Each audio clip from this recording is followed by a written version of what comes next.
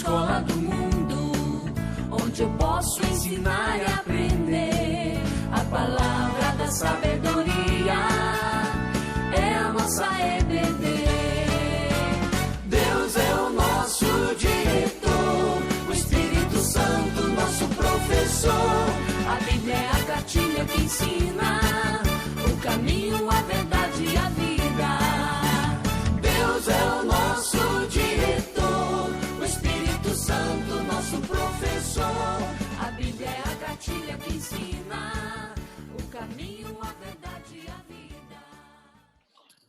Bom dia, meus alunos. Vamos estar começando agora mais uma lição nessa manhã de domingo, lição número 4, que diz: quando somos precipitados.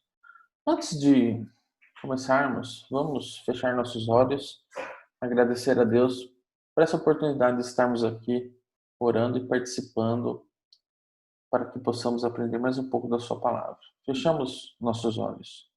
Senhor Deus, graças damos e te agradecemos por esse momento de estarmos aqui, ó Pai, nessa oportunidade, estarmos reunidos, mesmo que virtualmente, e que possamos aprender mais um pouco da tua palavra, Pai. Use o teu Santo Espírito, Pai, fale aos nossos corações e que possamos aprender a não ser precipitados, ó Pai, utilizando como exemplo a vida de Jefté. Fale aos nossos corações, em nome de Jesus que oramos. Amém. Vamos ler o texto base. O texto base se encontra em Juízes, capítulo 11, versículos de 29 a 40. Juízes 11, capítulo 11, versículos de 29 a 40. Vamos ler juntos. Então, o Espírito do Senhor veio sobre Jefté, e atravessando este por Gileade e Manassés, passou até Mispa de Gileade, e de Mispa de Gileade passou contra os filhos de Amon. Fez Jefté um voto ao Senhor e disse: Se, com efeito, me entregares os filhos de Amon nas minhas mãos, quem primeiro da minha porta da minha casa me sair ao encontro, voltando eu vitorioso dos filhos de Amon, esse será do Senhor, e eu oferecerei em holocausto. Assim, Jefté foi de encontro aos filhos de Amon a combater contra eles, e o Senhor os entregou nas mãos de Jefté. Este os derrotou desde Aroer até as proximidades de Minite, 20 cidades ao todo, e até Abdel-Queramim, e foi muito grande a derrota. Assim, foram subjugados os filhos de Amon diante dos filhos de Israel.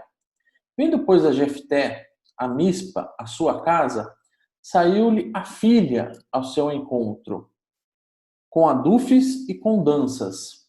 E era ela filha única, não tinha ele outro filho, nem outra filha. Quando a viu, rasgou as suas vestes e disse: Ah, filha minha, tu me prostras por completo. Tu me passaste a passar a causa da minha calamidade, porquanto fiz voto ao Senhor, e não tornarei atrás. E ela lhe disse: Pai meu, fizeste voto ao Senhor. Te vingou dos teus inimigos, os filhos de Amon. Disse mais a seu pai: Concede-me isto, deixa-me por 2 meses, para que eu vá e desça pelos montes e chore a minha virgindade. E eu e as minhas companheiras. Consentiu ele. Vai. E deixou-a ir por 2 meses. Então se foi ela com as suas companheiras e chorou a sua virgindade pelos montes. Ao fim dos meses, tornou ela para o seu pai, o qual lhe fez segundo o voto por ele proferido. Assim, ela jamais foi possuída por varão. Daqui veio o costume em Israel de que as filhas de Israel saírem por 4 dias, de ano em ano, a cantar memória da filha de Jefté, o Gileadita. Então, nossa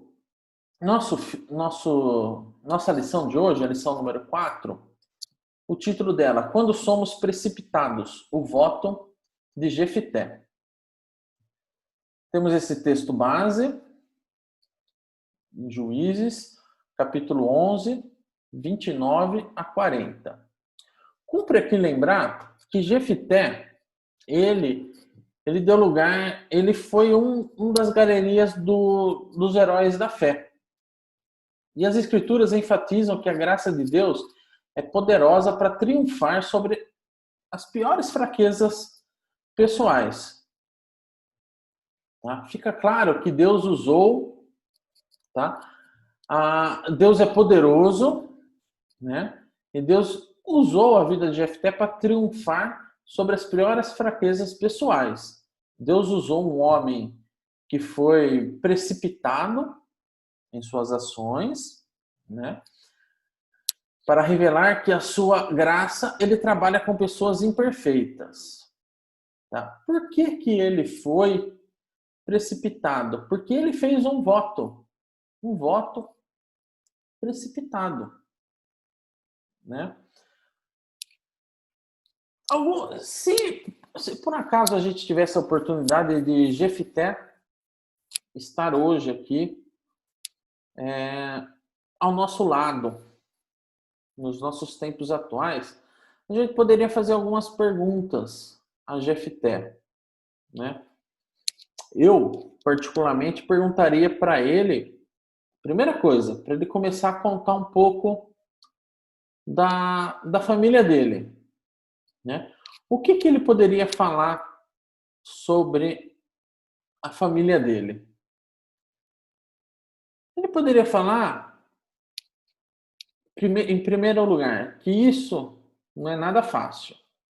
O início da história dele, né, parece um conto infantil de Cinderela, né? Ele foi rejeitado pelos irmãos dele e pela madrasta dele, pois ele filho de um caso que o pai dele teve fora do casamento. A mãe dele, na verdade, era uma prostituta. Isso serviu como pretexto, pois, na verdade, os irmãos dele queriam ele longe, né? Por que queriam ele longe? Para não dividir a herança com eles, né? Então a história de Jefté começa dessa forma. E como que Jefté reagiu à rejeição desses irmãos dele? Como dito anteriormente, uma comparação, a história de Jefté lembra um pouco o conto da Cinderela, né? Contudo, não tem um final feliz. Foi tudo muito difícil. Ele sofreu por causa dos erros dos outros, ele sofreu por causa da infidelidade do pai dele e da ganância dos irmãos dele. A pressão foi muito grande e ele acabou se revoltando, não vendo outra opção, senão o quê? Fugir de casa. Você imagina, naquela época, uma pessoa que foi fruto de um casamento, de um relacionamento fora do casamento, no caso de uma prostituta com seus irmãos, né? Seus irmãos o rejeitaram, né? E por causa dessa infidelidade do pai dele, a pressão que ele sofria era gigantesca, né? Então, a primeira coisa que passou pela cabeça dele, até por causa da herança dos filhos, dos irmãos dele, né? Foi o quê? Vou fugir de casa. Fugir de casa para quê? Para tentar resolver os problemas dele. Essa é a primeira atitude que a gente tende a ter, né? A gente tende sempre a fugir para tentar resolver os nossos problemas. Mas, no caso do Jefté, ele estava enganado, né? E para onde que ele fugiu? E o que ele foi fazer? Ele foi para uma região chamada Tob. E nessa região de Tob, as coisas não foram fáceis para ele. Primeiro, ele fugiu e lá ele não tinha amigos e não conhecia ninguém, né? E ele acabou se envolvendo com algumas pessoas que não eram gente boa. Vocês sabem como que é. A solidão faz a gente se aproximar de qualquer um. Você imagina, ele fugindo, indo para uma cidade desconhecida, ele se aproximou de algumas pessoas e ele se aproximou de algumas pessoas que realmente ele não conheciam a vida, não conheciam a história dessas pessoas, né? E só que ele acabou se aproximando de qualquer pessoa. E essas pessoas que ele se aproximaram, que se aproximou, eram algumas pessoas o quê? Barra pesada. Foi isso que aconteceu. Parece que ele foi, que ele se aproximou de pessoas como se fossem jagunços e capangas. As notícias dão conta que naquela época se organizavam ataques às vilas, né? E eram realizados muitos saques a algumas caravanas que passavam por lá. E Jefté só fala, a gente só tem o conhecimento de que isso acontecia, né? Ninguém pode provar nada, né? Ninguém pode usar uma entonação mais ríspida, como evitar o assunto. Mas o que acontece? Normalmente é o que acontece. A gente se junta com pessoas desconhecidas, a gente não conhece a história dessas pessoas, tá? No caso dele, no contexto dele, essas pessoas o quê? Elas realizavam assaltos às caravanas e os saques às vilas. O que será que Jefté achou dos líderes da cidade, onde ele foi praticamente expulso, né? Foi uma situação muito esquisita. Parecia que estava tirando sarro com ele.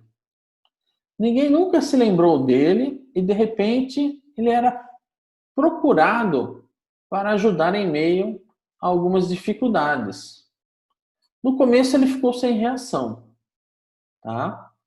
Mas depois ele foi aproveitando a oportunidade para quê? Para esnobar deles, né? Como ele era desprezado no começo, quando surgiram essas oportunidades, ele aproveitou e começou a esnobar deles. Olha só, se vocês me prometerem que vocês irão me nomear como líder de vocês, caso eu vença os amonitas, eu até topo ajudar vocês. Quando ele disse isso, ele estava tentando, na verdade, se livrar deles. Mas não teve jeito. Eles toparam na hora. E ele não teve como abandonar o barco. Já pensou como ficaria a fama dele? É um homem valente? Não. Falou, mas não cumpriu. Complicado, principalmente naquela época onde eram realizados esses ataques às vilas, esses saques, né, nas cidades ao lado, né? Uma pergunta que surge, antes dele começar a guerrear contra os amonitas, será que Jefté tentou negociar com eles? Ou será que isso poderia ser visto como um ato de fraqueza? Ao invés de guerrear, que você tinha que demonstrar a sua coragem na época. Será que ele tentando ir conversar, tentando resolver a situação de uma forma amigável, de uma forma apaziguadora, será que isso seria uma fraqueza na época? Eu penso que com certeza sim. Na época isso poderia ser visto como um sinal de fraqueza, né? Tanto que ele não tentou, ele simplesmente tentou seguir à risca o que Deus havia ordenado na lei de Moisés. Quando te aproximares de alguma cidade para pelejar contra ela, oferecer-lhes a paz, como os argumentos não foram capazes de convencer o rei de Amon, a guerra se tornou inevitável. Eu até tentei evitá-la, mas não deu. Por causa dessa batalha, ele fez um voto, uma promessa a Deus, que caso ele ganhasse a guerra, alguma coisa ele prometeria, né? Mas o que ele prometeu? Está no texto que a gente leu lá em Juízes. Em primeiro lugar, ele foi precipitado em prometer qualquer coisa. Ele disse a Deus que, se ele ganhasse a batalha, ele ofereceria em holocausto. O que é holocausto? Um sacrifício, né? Qualquer pessoa que saísse primeiro da casa dele, que saísse da casa dele ao encontro dele, quando ele voltasse, lógico, vitorioso dessa guerra, né? Isso foi uma tristeza para ele, né? Como a gente pôde acompanhar no texto, ele não tinha noção de quem poderia ser essa pessoa que saísse primeiro da casa dele. Mas como que será que foi esse encontro quando ele voltou para casa, né? Como que será que foi ele voltar após sair vitorioso dessa guerra, ele voltar para casa, né? O que ele encontrou, né? Eu acredito que deve ter sido muito difícil para ele, né? Até porque quando ele estava chegando, quem foi ao encontro dele foi a filha dele, né? Um detalhe, a única filha. E na cabeça dele, com certeza, deve ter passado. Não deveria ter feito aquilo. Apesar daquela dor que ele devia estar se sentindo por causa daquele voto, né? Eu acredito que ele deve ter aprendido muito com isso, né? Mas o que será que ele aprendeu com isso, né? Com certeza ele deve ter sido revestido pelo Espírito do Senhor e na verdade ele não precisaria de um voto para vencer aquela batalha, né? Na verdade, aquilo foi uma loucura que ele fez. As palavras dele, naquele momento, elas foram desnecessárias, até um certo ponto, desastrosas, né? Isso mostra o quanto ele foi falho. E ele aprendeu que a ação do Espírito Santo em nossa vida não nos transforma em supercrentes, mas em instrumentos a serem utilizados por Deus. E muito deve passar naquela época pela cabeça das pessoas, até pela cabeça dele, um certo ponto, que aquilo lá não foi um sacrifício, que ele não sacrificou a filha dele, né?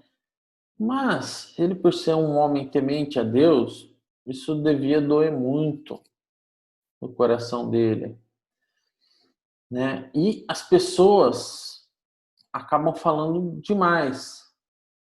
E às vezes, acredito que quando essas pessoas falavam que ele não tinha sacrificado a filha, mas que ele tinha ordenado que ela não se casasse, permanecendo virgem, obrigando ela a se dedicar ao trabalho do templo do Senhor. Essas pessoas, elas deveriam dizer, né, para a filha permanecer virgem.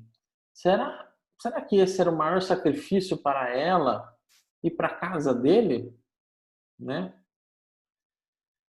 Como a própria Bíblia já noticiou, esse sacrifício ocorreu de verdade. A filha pediu um tempo, né, para que ela pudesse passar esse tempo com ela e com as amigas, e depois desse tempo ela retornou ao pai para que ele cumprisse o voto. Na época, muitos judeus deram a notícia do cumprimento literal do voto. Alguns cristãos, como os Orígenes e os Crisóstomos, falaram sobre isso. E é por isso que não houve um final tão feliz E a vitória dele na guerra acabou tendo um sabor assim de derrota pessoal para ele. Um assunto bem delicado. Esse assunto é algo que mexia com ele. Então, vamos, se ele tivesse aqui ao nosso lado, a gente tentaria falar com o Jefté para que a gente tentasse deixar esse assunto de lado e falar algumas coisas boas, né? E eu acredito que, na visão dele, ele imaginou que a graça divina poderia estar com ele ali. E com certeza a graça de Deus, ela nos redime do nosso passado e faz com que nós sejamos lembrados por aquilo que o Senhor diz a nosso respeito e não apenas pelos nossos atos desastrosos. A graça de Deus é maravilhosa e transformadora e ela triunfa sobre as nossas falhas, mesmo que as nossas falhas sejam precipitadas. Às vezes nós tomamos decisões precipitadas e essas decisões elas podem terminar de um jeito que nós não viríamos a gostar. Jefté, ele prestou vários. Nós podemos aprender, na verdade, com Jefté várias coisas, né? E a primeira coisa que a gente pode aprender é que, na época, o profeta Samuel, quando ele se despediu de Israel, ele lembrou dos grandiosos feitos de Deus na nossa história. E, na época, ele citou o nome de Jefté como um líder usado por Deus para livrar Israel dos seus inimigos. Uma segunda lição que a gente pode tirar, aliás, vamos abrir as nossas Bíblias em 1 Samuel 12:11. 1 Samuel, no Antigo Testamento, capítulo 12, versículo 11. O Senhor enviou a Jerubá e a Baraque e a Jefté e a Samuel, e vos livrou das mãos de vossos inimigos em redor, e habitaste em segurança. E uma segunda citação a gente tem lá em Hebreus. Hebreus no Novo Testamento, capítulo 12, versículo 11. Toda disciplina com efeito, no momento, não parece ser motivo de alegria, mas de tristeza. Ao depois, entretanto, produz fruto pacífico aos que têm sido por ela exercitados fruto de justiça. E a gente sabe que Jefté foi um herói da fé. Isso só aconteceu graças à graça de Deus. Ele foi alcançado pela graça de Deus. Ele foi precipitado. Ele não precisaria ter feito esse voto, pois ele estava com Deus. O Espírito estava com ele. Você, adolescente, você consegue perceber quais são os perigos e os pensamentos precipitados que você tem e trazem em sua vida? Como que você lida com isso? Outra, o que você faz para impedir que suas decisões não sejam tomadas pelo calor do momento? Como evitar que os outros colham os frutos de seus erros por você agir sem refletir nas consequências dos seus atos? Jefté agiu de uma forma precipitada.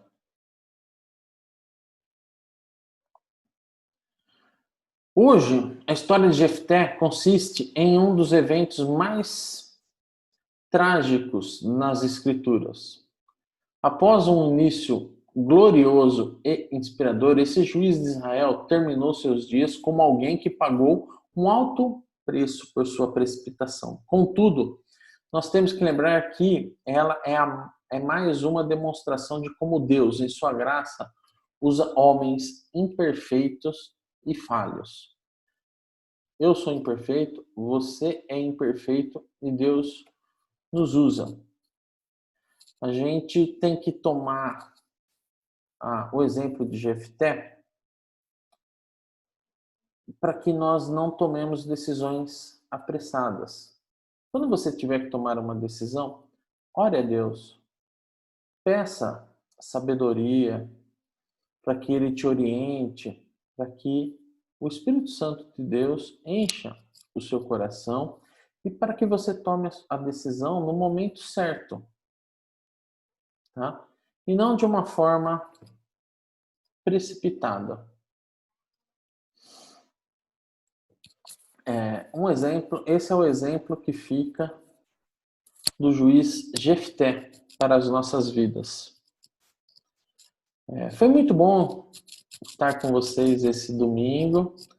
Eu agradeço a participação de vocês, a presença de vocês e que juntos nós possamos utilizar o exemplo de Jefté e não tomar decisões precipitadas em nossa vida. Vamos pedir para Deus sabedoria, vamos pedir para que Ele nos oriente e nos use e que nós tenhamos um bom domingo e sejamos alcançados por sua graça. Bom domingo a todos, até semana que vem. Grande abraço.